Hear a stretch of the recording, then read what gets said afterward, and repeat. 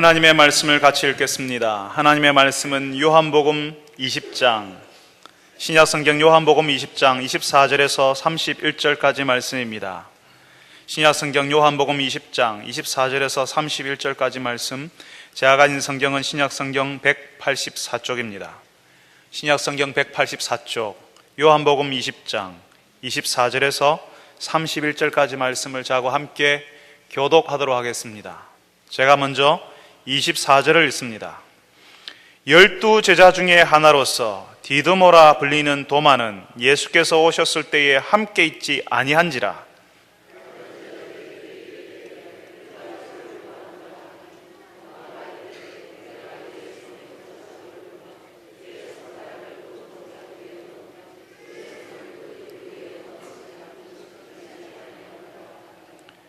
여드레를 지나서 제자들이 다시 집 안에 있을 때에 도마도 함께 있고 문들이 닫혔는데 예수께서 오사 가운데 서서 이르시되 너희에게 평강이 있을지어다 하시고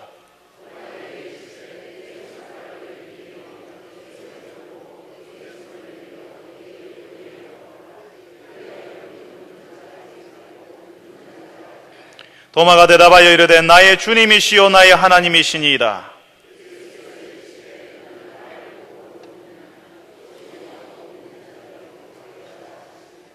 예수께서 제자들 앞에서 이 책에 기록되지 아니한 다른 표적도 많이 행하셨으나 오직 이것을 기록함은 너희로 예수께서 하나님의 아들 그리스도이심을 믿게 하려 함이요 또 너희로 믿고 그 이름을 힘입어 생명을 얻게 하려 함이니라. 아멘. 할렐루야 찬양대에서 하나님께 찬양을 올려드리겠습니다.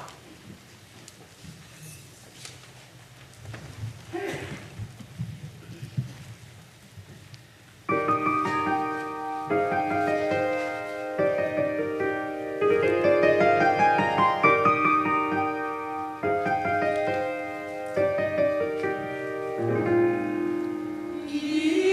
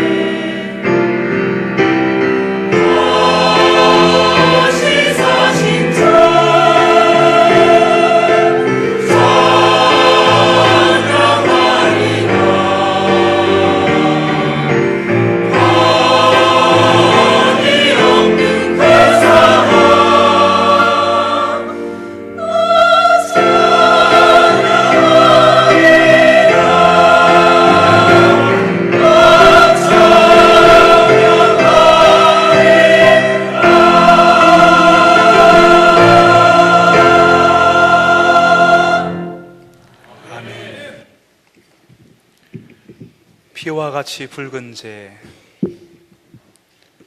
용서하시고 우리의 돌 같은 마음 녹여주시는 그 예수 그리스도 앞에 우리가 엎드립니다. 우리의 찬송을 들으시는 주님, 이 찬송이 우리의 신앙 고백이 되게 하시고 우리의 진심이 되게 하여 주옵소서. 우리가 부르는 그 노래처럼 우리의 마음을 녹여주시고 우리의 죄를 용서하여 주옵소서. 주님, 이제 저희들이 주의 말씀을 듣고자 합니다.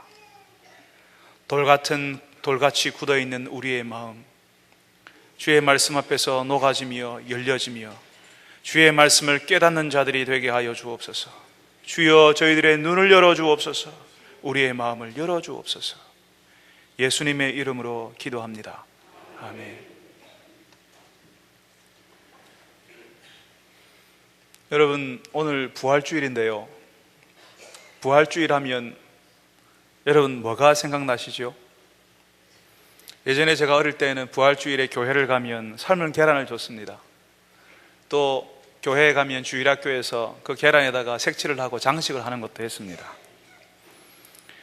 교회 부활주일이 되면 늘 생각나는 것은 삶은 계란이었습니다. 요즘 안 주니까 섭섭하시죠, 그죠? 교회에서 그런 것도 안 주나라고 여러분 조금 섭섭해 하실 것 같습니다. 제가 들으니 울산의 어느 교회는 맥반석 계란 준답니다. 여러분, 오늘 부활주일인데요, 예수님께서 다시 살아나셨음을 기억하고 기념하는 주일입니다.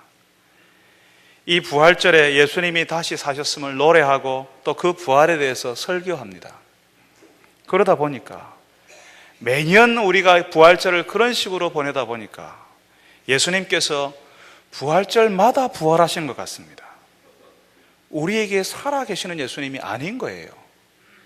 평소에는 죽으셨다가 부활절만 되면 다시 살아나시는 예수님으로 우리에게 찾아오시는 것 같습니다. 그러니까 예수님이 죽었다가 1년 내내 죽어 계시다가 우리와 아무 상관없는 분으로 계시다가 부활주일만 되면 살아나셨구나라고 알게 되는 그런 예수님, 우리가 그렇게 예수님을 알고 있는 것 같습니다.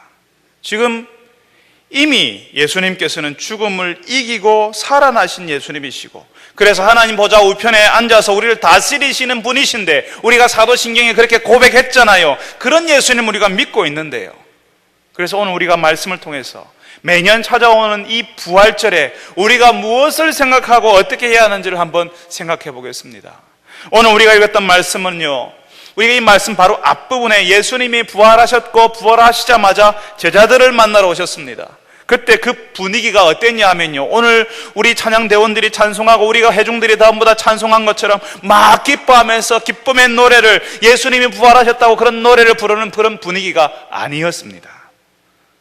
지금처럼 예수님이 부활하신 사실을 사람들이 다 알고 막 찬송을 부르고 기뻐하는 분위기 아니었다고요. 사람들은 예수님이 부활하신 사실을 몰랐습니다. 제자들도 몰랐습니다. 예수님이 십자가에 달려 죽었기 때문에, 그렇게 예수님이 죽으셨으니까 예수를 믿는 자기도 죽을까봐 두려워서 밖에 나다니도 못하는 그런 상황이었습니다. 그 제자들이 혹시 누가 볼까봐, 자신들도 잡혀갈까봐 문을 꽁꽁 닫아놓고 모여 있는데 거기에 예수님이 찾아오셨습니다. 다 닫혀진 공간, 밀폐된 공간, 막힌 공간으로 예수님이 쑥 들어오신 겁니다. 그리고 가운데 서서 두려워하는 그 제자들에게, 마음의 평안이라고는 하나도 없는 제자들에게 뭐라고 하세요? 평강이 있을지어다 말씀하십니다. 이 제자들은 예수님 때문에 더 놀랐습니다. 예수님 때문에 마음의 평강이 있는 평강도 사라질 판입니다. 한 번도의 죽은 사람이 살아나는 것을 본 적이 없는 사람이 막힌 밀폐된 공간에서 예수님이 쑥 들어오셔서 예수님이 살아나신 예수님으로 나타나시니까, 그리고 평강이 있을지어다 말씀하시니까 제자들이 얼마나 놀랐겠습니까? 그리고 얼마나 기뻤겠습니까? 죽은 줄 알았던 예수님이 다시 살아나셨으니까 듣도 보도 못한 일이 자신들의 눈앞에 펼쳐진 거죠. 제자들이 흥분하지 않을 수 있겠습니까? 자신들이 믿었던 그 예수, 자신들이 따라다녔던 그 예수님이, 자신들이 믿었던 그 예수 신앙이 헛된 것이 아니었다는 사실을 확인하는 순간이었습니다. 그런데 이 자리에 한 사람 빠져 있었습니다. 누구였을까요? 도마였지요. 이름이 왜 도마일까요? 하필이면. 나중에 도마에게 제자들이 그랬어요. 예수님이 살아나셨다, 예수님을 보았다고 하니까요, 이 도마가 무슨 말도 안 되는 소리냐고 했습니다. 내가 그 손에 못자국을 보고 내 손가락을 그 옆구리에 넣어보지 않고서는 믿지 않겠다, 믿지 못하겠다, 이렇게 하는 겁니다. 아마 도마는 예수님이 못 박히시던 그 현장에, 십자가 그 현장을 보았던 모양입니다. 예수님의 제자라서 예수님이 살아계셨으면 하는 일말의 희망이라도 가졌을 법한데, 도마는 분명히 예수님께서 십자가에서 죽으시는 것을 보았기 때문에, 그 사실을 알고 있기 때문에 자기는 못 믿겠다는 겁니다. 지금 무슨 말도 안 되는 소리를 하느냐고, 예수님이 죽으시는 것을 내가 똑똑히 보았는데라고 말하고 있습니다. 지금 다른 제자들은 여러 명이고 도마는 한 사람이잖아요. 그런데 분위기는 이 도마 한 사람이 압도하고 있습니다. 그야말로 말이 안 통하는 형국이죠. 여러분, 서울 안 가본 사람이 서울에 대해서 더 잘한다고 이야기하잖아요. 서울 안 가본 사람이 그 이야기로 하면 못 이긴다고 이야기하잖아요. 그래서 8일이 지나서 다시 제자들은 집 안에 있고, 이번에는 도마도 함께 있습니다. 닫힌 공간, 막혀진 공간에. 그때 누가 찾아오셨다고요? 오늘 우리가 읽은 말씀에 부활하신 예수님께서 다시 문들이 닫혀 있는 그 공간으로 찾아오셨습니다. 똑같이 말씀하십니다. 평강이 너희에게 있을지어다. 부활하신 예수님께서 이번에는 특별히 도마에게 말씀하십니다. 뭐라고 하세요? 네 손가락을 내밀어서 내 손을 보고 네 손을 내밀어서 내 옆구리에 넣어보라 하십니다. 내 손으로 넣어보기 전에는 믿지 못하겠다는 도마의 말을 예수님이 다 듣고 계셨고, 도마의 생각을 다 알고 계셨던 것입니다. 예수님께서 내가 못 믿겠습니다라고 하는 그 도마에게 찾아와서, 그러니까 네가 믿음 없는 사람이 되지 말고 믿는 사람이 되라고 이 도마에게 특별히 말씀하시는 것을 우리가 볼 수 있습니다. 여러분, 많은 분들이요, 이 말씀, 우리가 금방 읽었던 요한복음 이 말씀을 읽으면서 세상에 예수님의 제자가 돼가지고 도마가 믿음도 없다라고, 예수님이 부활한 것을 믿지도 못한다고 책망하며 나무라는 것이 아니라, 사실은 많은 분들이 도마를 부러워합니다. 도마에게 예수님이 나타나셨잖아요. 도마에게 예수님이 나타나서 손바닥에 난 못자국 보여주시고 옆구리에 난 창자국 보여주셔서 그 십자가에 예수님이 살아나셨다는 사실을 보여주셨잖아요. 그것처럼 우리에게도, 나에게도 부활하신 예수님이 나타나 주시면 나도 확실히 믿을 수 있겠는데 라고 하는 그런 부러움이 우리 가운데 있는 겁니다. 이 도마를 보면서 아니 그것도 못 믿냐고, 예수님 부활하신 것을 믿지도 못하는 제자가 무슨 제자냐라고 이런 마음이 있는 게 아니라, 예수님이 나에게도 좀 나타나 주셔서 그 손바닥에 못자국을 보여주시고 옆구리에 창자국 보여주시면 내가 확신을 가질 수 있을 텐데라고, 그런 부러움을 가지고 이 본문을 바라보는 겁니다. 그래, 내가 믿음 없는 것이, 아직도 내가 믿음 없이 살아가는 것이 예수님이 나에게 안 나타나 주셔서 그렇잖아라고, 그런 마음을 가지는 겁니다. 예수님이 꿈에라도 한 번에 나타나시면, 예수님이 나에게 그냥 내 눈앞에 보이기만 하면 내가 단박에 믿을 텐데, 예수님이 안 나타나니까 내가 안 믿는 거잖아고, 그렇게 생각하는 거죠. 그렇게 교회에 대해서 부정적이고 이성적으로만 예수 신앙을 생각하는 우리 남편에게 교회 나가는 것을 반대하는 우리 남편에게 예수님이 좀 나타나 주셨으면 하는 그런 마음이 있고, 머리 좀 컸다고 이제는 교회에 안 나오려고 하는 우리 집 아이에게 좀 나타나 주셨으면 하는 그런 부러움이, 안타까움이 그 가운데 있는 겁니다. 여기서 분명히 예수님께서 도마의 믿음 때문에 도마에게 나타나셨습니다. 도마에게 믿는 사람이 되라라고 말씀하셨죠. 도마의 믿음 때문에 오셨습니다. 의심하고 절대로 믿지 못하겠다고 말하니까요, 도마에게 아예 손바닥을 보여주시고 옆구리를 보여주시면서 믿으라고 하십니다. 그러니까 도마가 그제서야 나의 주님이시요 나의 하나님이십니다 하시지 않습니까? 여러분, 좀 우리에게 이렇게 하실 수 없냐고요. 우리의 마음이 그런 거거든요. 왜 도마에게 그렇게 하신 것처럼 왜 나에게는, 우리에게는 이렇게 하시지 않냐는 겁니다.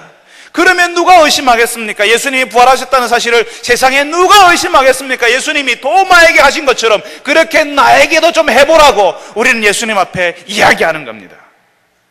여러분, 그런데 예수님께서는 우리에게 그렇게 하지 않습니다. 오직 도마에게만 그렇게 하셨습니다.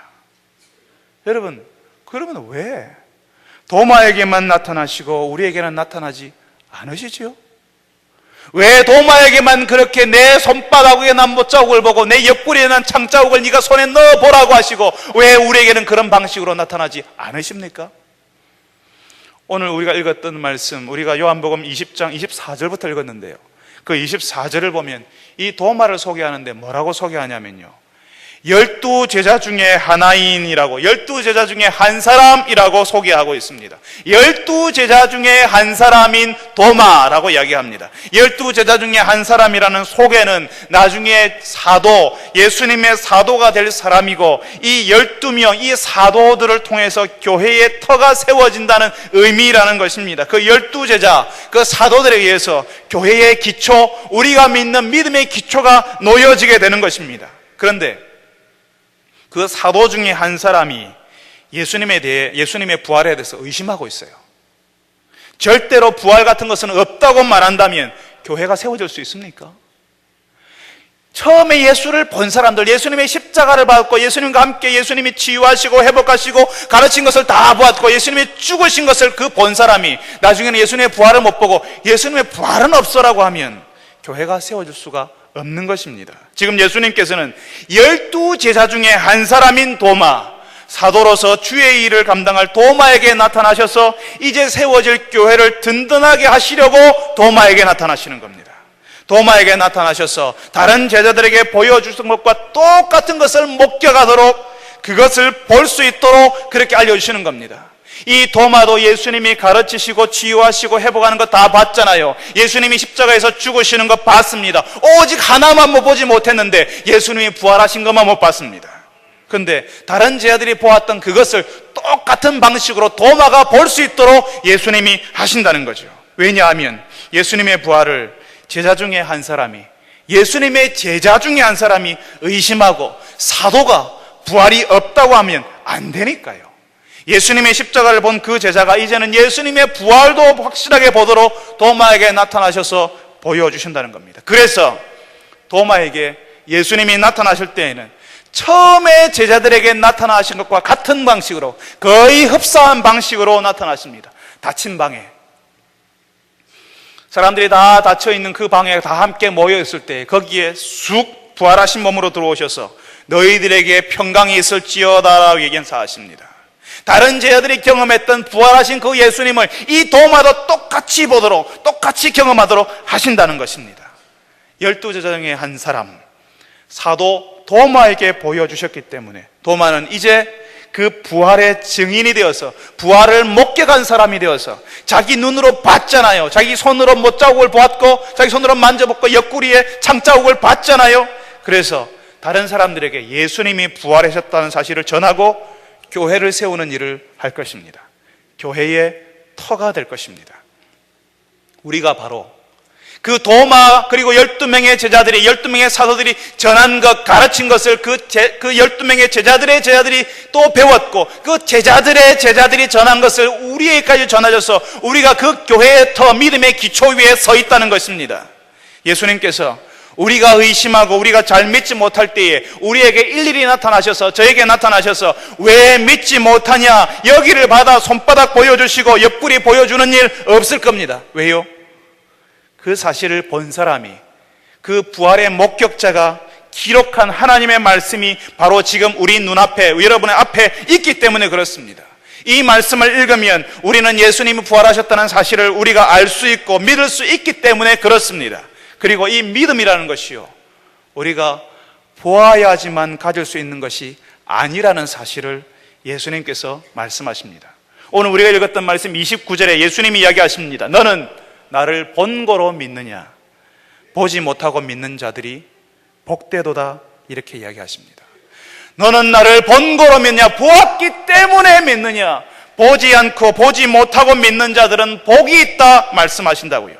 12제자 중에 한 사람이었던 도마, 사도인 도마는 보지 않고는 믿지 못하는 그런 사람이었습니다. 그런 신앙을 가졌습니다. 그 신앙을 예수님이 책망하시는 거거든요. 이미 예수님께서 살아나실 것을 그 전에 여러 차례 말씀하셨는데도 믿지 못하는 것을 책망하시는데, 바로 그런 도마의 신앙처럼 말씀이 우리 앞에 있는데도 그 말씀을 읽으려고 하지 않고 내게도 보여주세요, 내게도 나타나주세요, 왜 나에게는 나타나지 않습니까? 라고 말하는 것은 바른 신앙 옳은 신앙이 아니라는 겁니다. 하나님께서 하나님 당신에 대해서, 하나님 자신에 대해서 이 말씀 속에 담아주셨고, 이 말씀을 통해서 이야기하시는데, 이 말씀 속에서 자신을 계시하시는데, 드러내시는데, 자꾸 다른 곳에 가서 하나님 어디 계세요? 문을 두드리면서 하나님을 찾아다닌다는 겁니다. 여기 지금 이 말씀 속에 하나님이 누구인지를 다 담아놨는데, 이거는 딱 덮어놓고 다른 곳에 가서 하나님이 어디 있냐고 찾아다니니까요. 사랑하는 성도 여러분, 오늘 부활주일에 말씀하시는 하나님의 말씀을 들으십시오. 이 하나님의 말씀을 들을 때에, 그리고 이 하나님의 말씀을 읽을 때에 우리에게 오신 성령 하나님께서는 부활하신 예수님을 믿게 하시고 느끼게 하시고 그 예수님이 증인이 되게 하시는 겁니다. 그것이 바로 성령 하나님이 하시는 일입니다.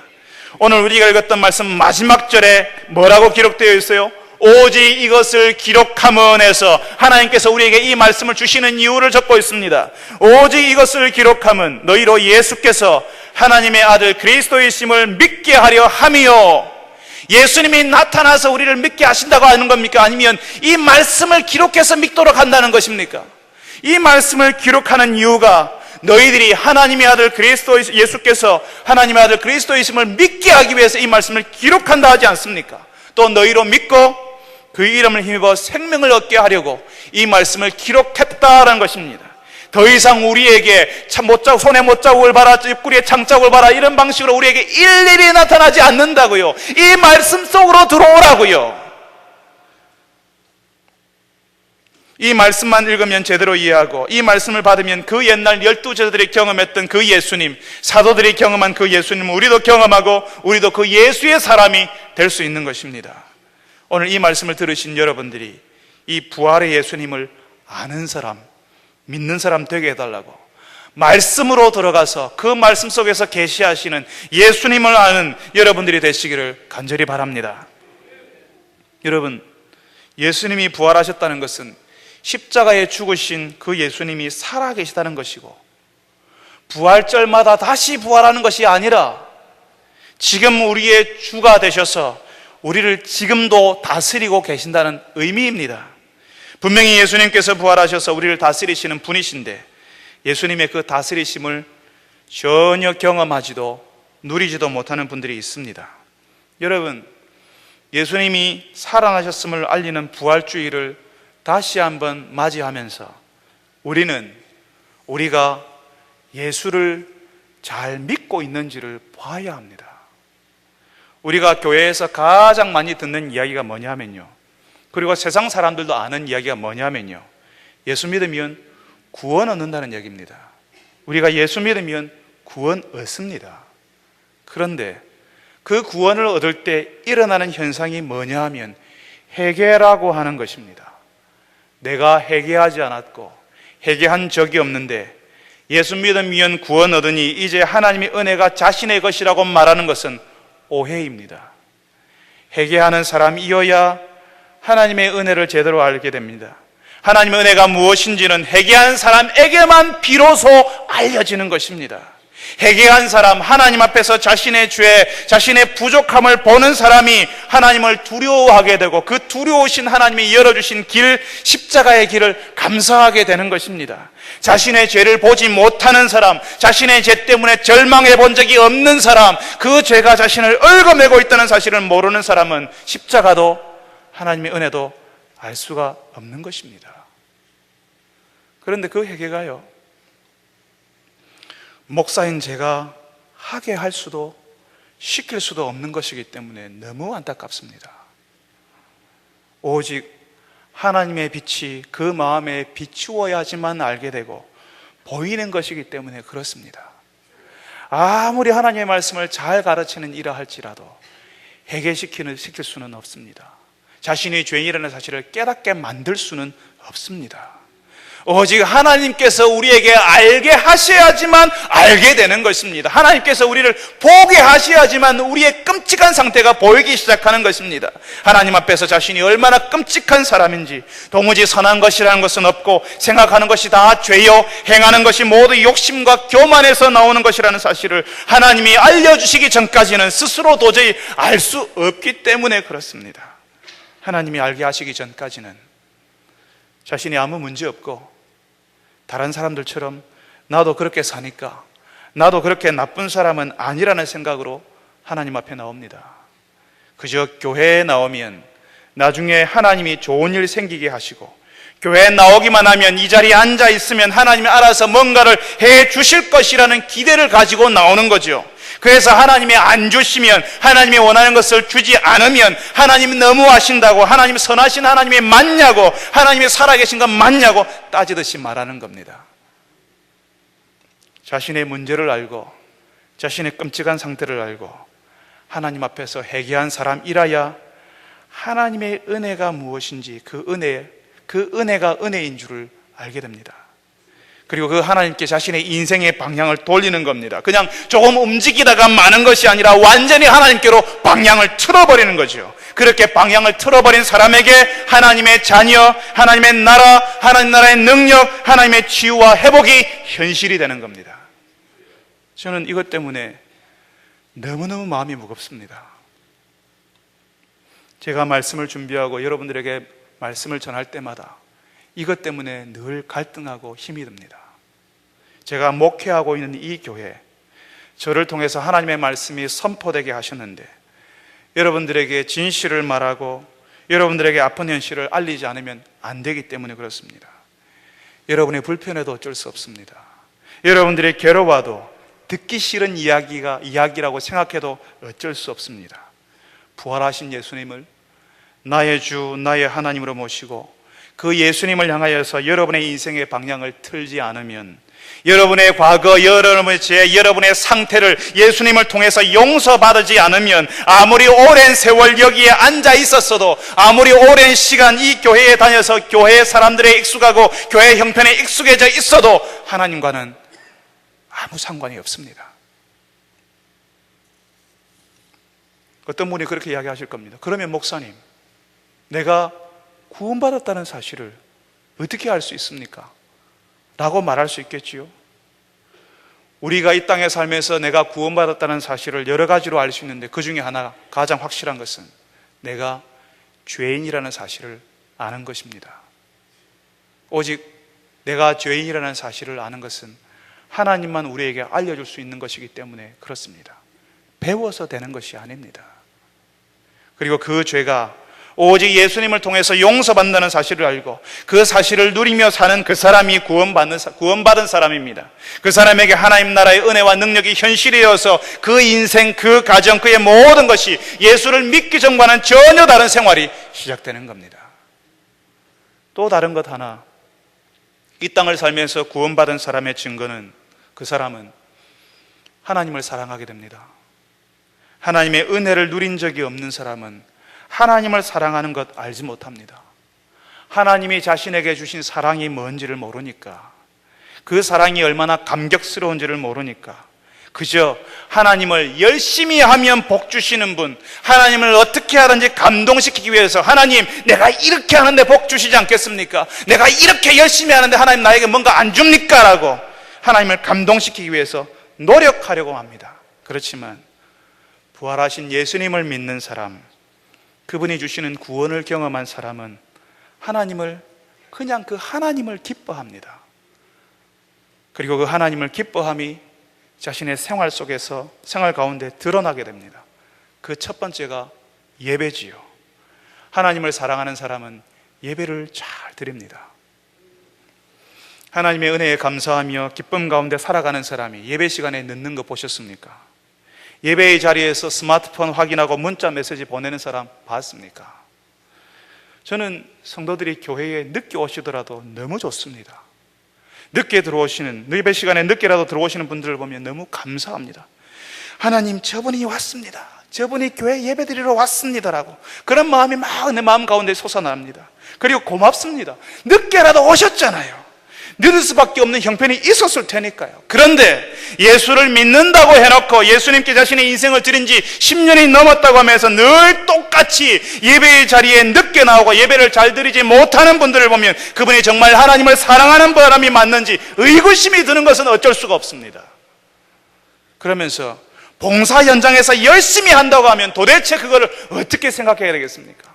우리 교회에서 봉사하시는 여러분, 예배의 시간을 소홀히 하면서 봉사하신다고 이야기하지 마십시오. 예배의 시간에 집중하고 난 다음에 그 다음에 봉사 현장으로 가야 합니다. 봉사 현장에 가는 사람이 예배의 시간에 소홀히 하면서 봉사한다고 하면 그것을 누가 인정하겠습니까? 하나님께서 그것을 기뻐하시겠습니까? 여러분, 그뿐이 아닙니다. 여러분이 부활하신 예수님을 믿는 사람이 맞다면 여러분의 신앙이 여러분의 자녀들에게도 흘러가기를 바라는 사람들일 것입니다. 그런데 그 자녀들이 하나님께 예배드리고 교회에서 신앙교육을 받도록 인도하는 것이 아니라 학원으로 그리고 예배 대신에 다른 활동을 하도록 허락하고 보내는 것을 도대체 어떻게 이해해야 될까요? 예수 믿는 사람 맞습니까? 예수님이 여러분의 주인인 것이 맞습니까? 여러분들이 부활하신 예수님, 살아계신 예수님을 믿는 것이 정말 맞습니까? 부활하신 예수님을 부활주일 하루만 믿는 것이 아니라 1년 12달 365일 부활하신 예수님 앞에서 살아가는 것이 정말 맞느냐 하는 것입니다. 어떤 분이 그런 이야기를 하는 것 들었습니다. 나중에 믿는 자손들은 다 돌아온다고. 누가 그렇게 이야기합니까?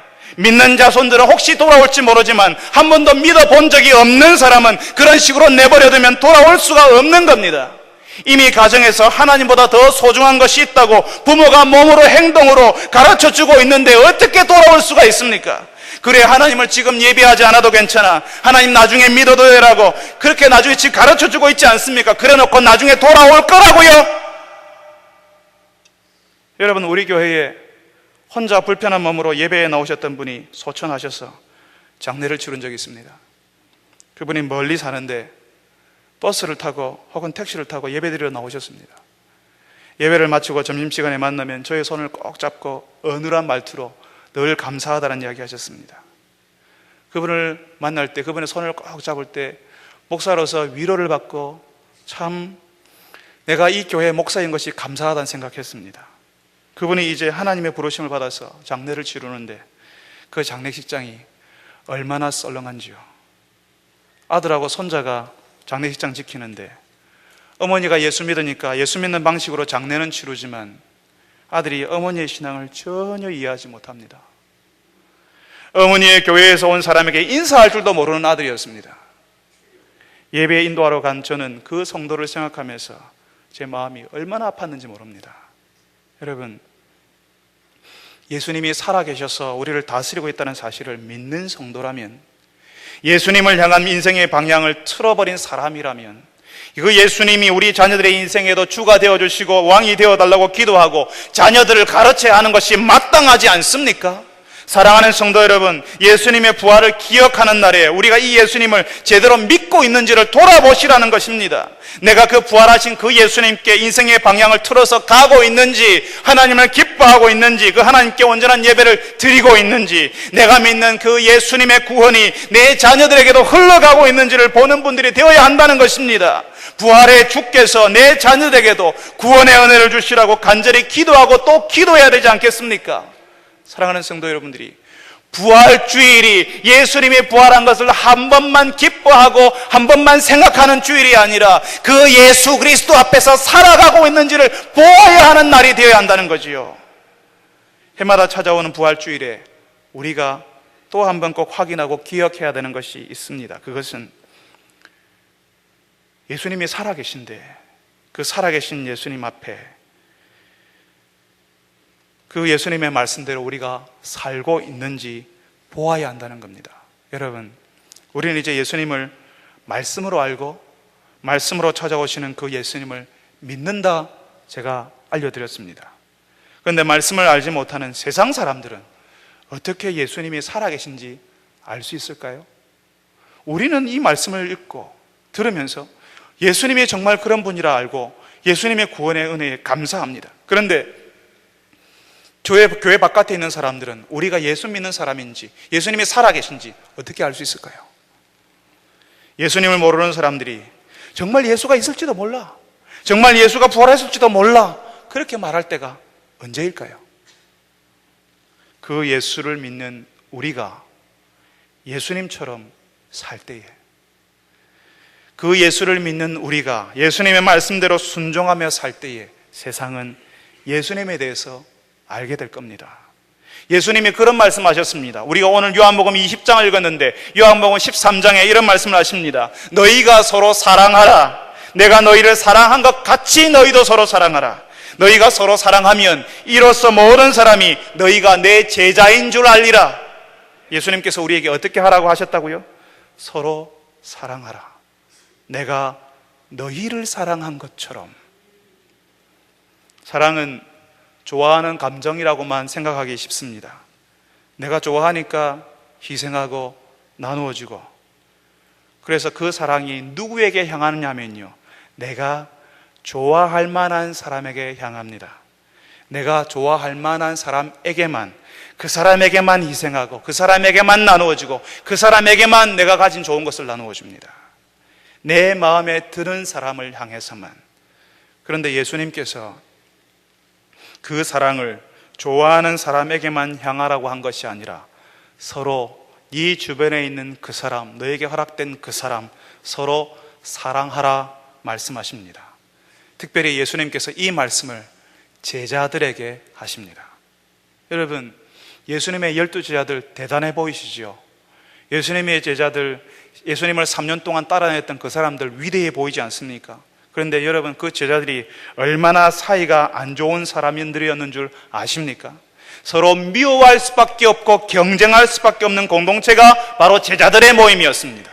여러분, 그 당시에요, 로마의 세금을 갖다 바치는 세리를 사람들은 정말 싫어했습니다. 유대의 독립을 위해서 일하는 사람들이 열심당원이었고 로마를 위해서 일하는 사람들이 세리였는데, 바로 예수님의 제자들이 열심당원도 있었고 세리도 있었습니다. 서로 원수지간이었습니다. 그 사람들이 예수님의 제자 그룹에 같이 있었습니다. 제자들 중에 예수님의 형제들도 있었고 사촌들도 있었습니다. 예수님의 사촌들이 거기 같이 있었습니다. 그 사촌들이 형제들도 있었습니다. 형제들과 사촌들이 한 무리를 이루고요, 예수님과 친인척 관계가 아닌 사람들, 그리고 또 그 형제들이 아닌 사람 또 다른 한 무리를 이룹니다. 자기들끼리 모이는 모임이 거기에 같이 형성되어 있었습니다. 서로 경쟁하면서 누가 더 큰가. 예수님이 예루살렘에 이제 십자가에 달려 죽으러 올라가는 그 길에 사람들은, 이 제자들은 서로 누가 더 큰 자리를 차지할지 서로 이야기하면서 내가 자격 있다, 내가 더 큰 사람이라고 서로 말하는 그런 사람들이었습니다. 심지어는 예수님의 친인척 관계라는 사실을 이용해서 예수님께 자리 청탁하는 사람도 있었습니다. 그런 제자를 보면서 사람들이 못마땅하죠. 제자들이 못마땅하죠. 질투합니다. 아니, 나는 아무런 끈도 없고 나는 아무런 배경도 없으니까 너무 싫다, 너무 힘들다라고 서로 제자들끼리 질투하는 일들이 이 가운데 같이 있었습니다. 참 마음에 안 드는 사람들이었습니다. 사랑할 만한 사람들이 아니었다고요. 예수님이 좋아할 만한 사람들이 아니었습니다. 나중에 이 사람들이 예수님 다 버리고 도망가잖아요. 그런데 예수님께서 그 제자들에게 예수님께서 제자들의 발을 씻기십니다. 마치 노예처럼 예수님을 팔아넘기는 가룟 유다까지 예수님을 배신할 사람의 발을 예수님께서 씻기십니다.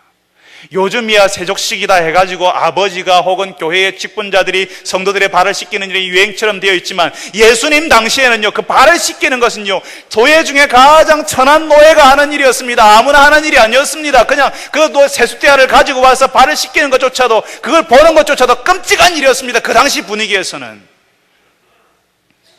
그래서 예수님께서 사랑할 만한 사람들이 아닌 그 사람들, 예수님을 배반하는 제자들을 발을 씻기시면서 사람들을 어떻게 사랑해야 하는지를 보여주십니다.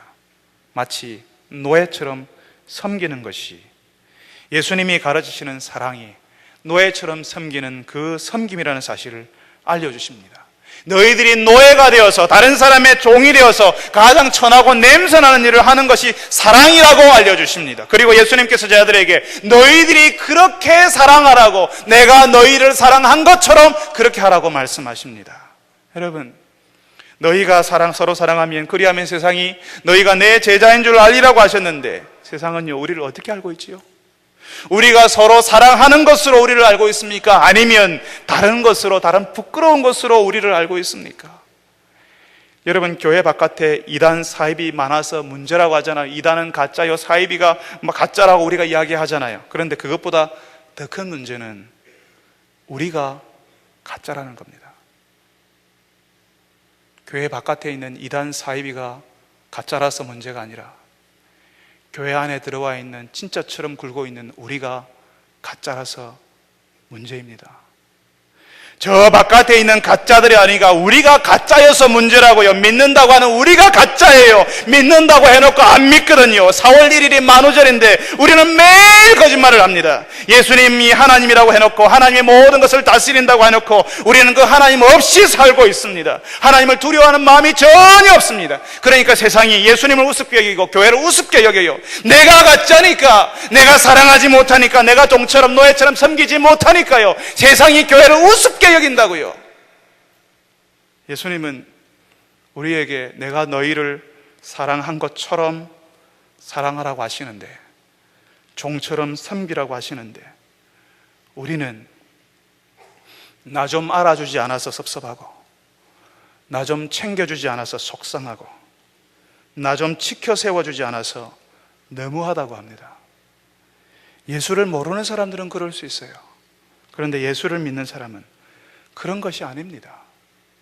노예가 섬기는 일이 누가 알아줍니까? 종이 섬기는데 그걸 누가 알아준다는 말입니까? 그게 너무 당연한 일인데, 당연히 하는 일을 하는 것인데, 예수님이 우리를 어떻게 섬겼는지, 어떻게 사랑해 주셨는지 아는 사람은, 그 은혜를 아는 사람들은 그 예수님처럼 하려고 해요. 그 예수님처럼 하려고 애를 씁니다. 다른 사람들이 알아주지 않아도 괜찮아요. 오해받아도 괜찮아요. 좀 섭섭하지만, 좀 힘들지만 그래도 계속합니다. 왜? 예수님이 그렇게 하셨으니까. 여러분, 우리가 내가 진짜가 되면 되는 겁니다. 내가 노예처럼 사랑하면 달라집니다. 내가 그 사랑방 가족의 노예가 되고 그 전도회에 종이 되어서 섬기면 그 사랑방, 그 전도회가 어떻게 되겠습니까? 지난주에 우리 교회 어르신 한 분이 그런 이야기 하시더라고요. 우리 교회 제일 나이 많으신 어른들이 모여있는 방에 아무도 커피 한 잔 가져다가 나눠줄 수 없는데, 어른들이 다 나이가 많으시니까 그 중에 그 수고를 감당할 수가 없는 거죠. 움직이는 것 자체가 힘들잖아요. 무릎도 아프고 관절이, 허리가 다 아프니까. 그래서 서로 수고할 수 없는데, 집사님 한 분이 들어와서 그 어른들에게 커피를 나누어 주시는 수고를 해주시고 간다는 말을 들었을 때 저는 너무너무 기뻤습니다. 저는 몰랐거든요. 제가 알아주지 않았거든요. 목사가 수고한다는 말도 하지 않았거든요. 그런데 그런 것 없어도 그렇게 수고해 주시니까 너무너무 감사한 겁니다. 그 이야기를 들었을 때 너무 감격스러웠습니다. 여러분, 부활하신 예수님, 살아계신 예수님께서 우리에게 지금 뭘 보실까요? 얘들아, 너희들이 내가 말한 대로 살고 있니? 서로 사랑하고 있니? 그 사랑, 처음에는 안 되지만 그 사랑 연습하고 있니? 서로를 향하여서 책임을 가지고 헌신하고 있니? 이렇게 묻지 않으시겠습니까? 우리는 매년 부활주일이 올 때마다 예수님이 살아나셨다는 사실을 그제서야 떠올리는 사람이 되어서는 안 됩니다. 우리는 부활하신 예수님을 믿는 사람이어야 합니다. 그 예수님처럼 사는 사람이 되어야 하는 거죠. 겨우 신앙만 지키고 사는 사람이 아니라 예수님의 제자가 되고 있는지를 우리 스스로 물어야 한다는 것입니다. 다시 한번 부활주의를 맞으면서 이 예수님을 믿고 이 예수님을 향하여서 방향을 틀고 이 예수님처럼 사랑하는 주의 백성들이 되시기를 바랍니다. 그래서 여러분들이 예수님의 사람으로, 예수님의 제자로 사는 내내, 이 땅에서 사는 내내 하나님의 위로, 하나님의 은혜, 하나님의 능력이 여러분의 인생 가운데 나타나는 것을 경험하시는 여러분 되시기를 바랍니다. 이제 그 부활하신 예수님께서 우리에게 남겨주신 성찬의 자리, 예수님께서 우리에게 허락하신 그 은혜를 기억하고 기념하는 식탁에, 그 성찬의 자리에 여러분들을 초대합니다. 예수님께서 우리에게, 예수님이 다시 오실 때까지 예수님께서 우리에게 어떤 일을 하셨는지, 우리가 어떤 사람으로 살아야 하는지를 우리의 눈으로 보고 우리의 손으로 만지고 우리 입으로 먹어볼 수 있도록, 마실 수 있도록 우리에게 허락하셨습니다. 내가 너희에게 전한 것은 주께 받은 것이니 곧 주 예수께서 잡히시던 밤에 떡을 가지사 축사하시고 떼어 가라사대 이것은 너희를 위하는 내 몸이니 이것을 행하여 나를 기념하라 하시고 식후에 또한 이와 같이 잔을 가지시고 가라사대 이 잔은 내 피로 세운 새 언약이니 이것을 행하여 마실 때마다 나를 기념하라 하셨으니 너희가 이 떡을 먹으며 이 잔을 마실 때마다 주의 죽으심을 오실 때까지 전하는 것이니라. 이 성찬식은 예수님이 우리와 같은 몸으로 오셔서 우리를 위해 죽으신 것을 기념하고 또 우리를 위해 다시 오실 것을 기억하기 위한 의식입니다. 주께서 다시 오실 때까지 우리가 예수의 사람이라는 사실을 확인하는 의식이기도 합니다. 그러므로 누구든지 주의 떡이나 잔을 합당치 않게 먹고 마시는 자는 주의 몸과 피를 범하는 죄가 있느니라. 사람이 자기를 살피고 그 후에야 이 떡을 먹고 이 잔을 마실지니 주의 몸을 분변치 못하고 먹고 마시는 자는 자기의 죄를 먹고 마시는 것이니라. 이 성찬에 경망대에 참여하는 것을 금하기 위해서 그 자격을 엄격히 정하고 있는데 스스로 자신을 살펴서 자신이 정말 예수님의 구원과 재림을 믿는지 또 하나님 앞에서 회개하지 않은 큰 죄가 있는지 살펴서 스스로 참여 여부를 판단해야 합니다. 이 성찬은 세례받지 않은 사람, 다시 말하면 공적으로 신앙을 고백하지 않은 사람은 참여할 수 없습니다.